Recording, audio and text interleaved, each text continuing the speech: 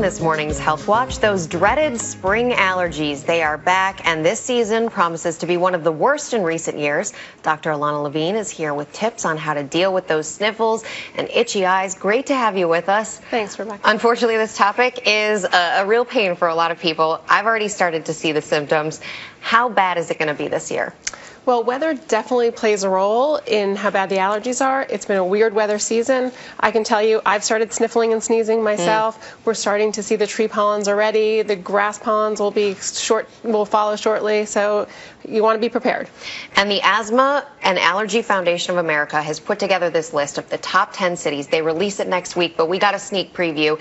And it looks like a lot of these places are mostly located in the South, with the exception of Madison, Wisconsin. Knoxville, Tennessee is number one. There you see it on the map of the United States. What is it about the South that makes allergies so bad? Well, it really has to do with when things bloom, the type of trees and grass and pollens that exist in those areas, and also the weather. So typically we see in the South the allergies sort of spring up before they do in more northern parts of the country.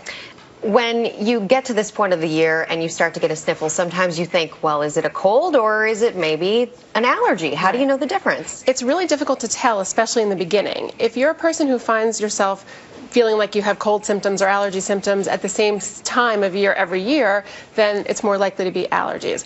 Colds typically will go away within 2 weeks, so if you have symptoms persisting longer than 2 weeks, that's a hint that it would be allergies. And the allergy symptoms really are characterized by a lot of itchiness. It's sort of annoying. Your eyes itch. You want to rub your nose. That cough is just you feel something's irritating your throat. Your colds is more that, head congestion, nose is really congested, you can't breathe. So there's subtle differences, but the easiest way to tell is sort of with the duration of symptoms. Duration of symptoms. When it comes to treating those symptoms, what do you recommend? So the best treatment is prevention.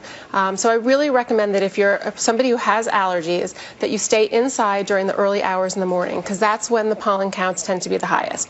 You want to make sure you keep your bedroom windows closed, use a good high-performance air filter, and make sure that you shower when you come in from being outside. If with the best prevention efforts, you still can have symptoms, and in that case, there are some over-the-counter remedies that you can try. First of all are over-the-counter antihistamines. There are also nasal washings and saline nasal sprays. Decongestants are helpful as well, and there are also some over-the-counter eye drops. So a combination of things that you can use to treat it, but also things you can do, like staying inside and washing off those pollens if you come in contact with them. Children are also big sufferers of allergies. My sister, I remember we used to go get shots for her once a week when I was growing up. It was really tough. How do you recommend people treat their children with allergies? Well, most of the time allergies do start in childhood, so I see it very commonly in children. And I think you want to go with the preventative measures, but you also want to speak to your pediatrician, because there are those over-the-counter remedies. There are also some prescription remedies as well. And as a last resort, there are the immunotherapy or the allergy shots that your sister used. Dr. Alanna Levine, as always, thanks so much for being with us. It's a pleasure. You cleared a lot up for us today.